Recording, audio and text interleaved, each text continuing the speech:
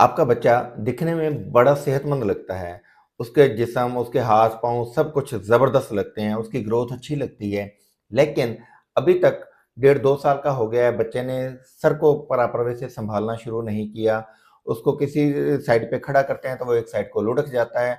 ऐसा लगता है कि जैसे उसके पट्ठों में, उसके बाजुओं में जान ही नहीं है, उसकी टाँगों में जान नहीं है।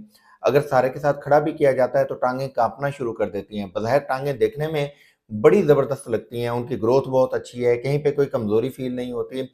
बाजुओं को देखें तो वो भी ज़बरदस्त लगते हैं, बज़ाहिर दिखाई देने के हवाले से बच्चे की ग्रोथ बहुत अच्छी है, लेकिन बच्चे की मसल टोन जो है वो पुअर है, तो इसको हाइपोटोनिया कहा जाता है या फ्लफ़ी चाइल्ड कहा जाता है।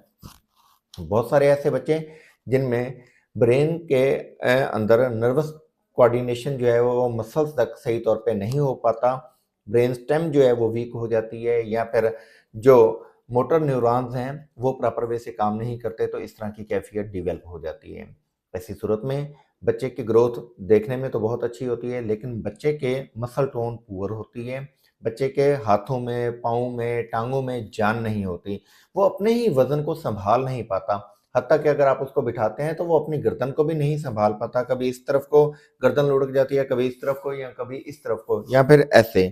तो इस तरह की कैफ़ियत में आप लोग अमूमी तौर पर जो बताया जाता है कि जी इसकी फ़िज़ियोथेरेपी करवाएँ, पट्ठों की ताकत बेहतर होगी तो बच्चे का मसला हल हो जाएगा।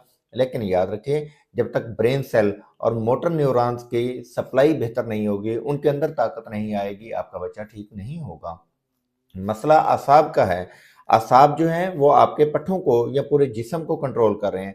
तो जब तक असाब ठीक नहीं होंगे, बच्चा ठीक नहीं होगा। ये ऐसे ही है कि आप किसी चीज़ को बिजली से चला रहे हैं, लेकिन बिजली का करंट आहिस्ता-आहिस्ता जा रहा है, कभी चला जाता है, कभी कम हो जाता है, कभी कम हो जाता है, कभी तेज़ हो जाता है।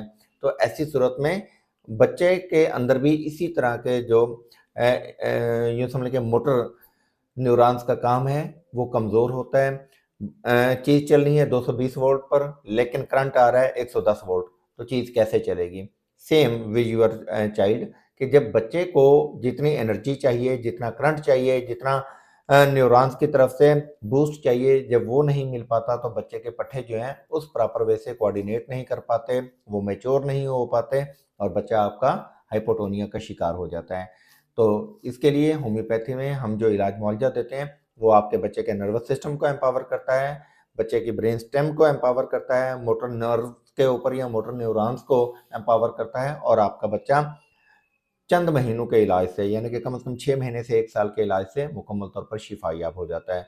हाँ, अलबत्ता वालिदैन के लिए ये बड़ी फ़िक्रमंदी की बात होती है कि हमें कोई फ़र्क भी पता चलेगा, तो पहले 1 से 2 महीने के अंदर-अंदर आपके बच्चे के मूवमेंट के अंदर उसकी फ़िज़िकल एक्टिविटी के अंदर आपको वाज़ेह तौर पे फ़र्क का पता चलता है।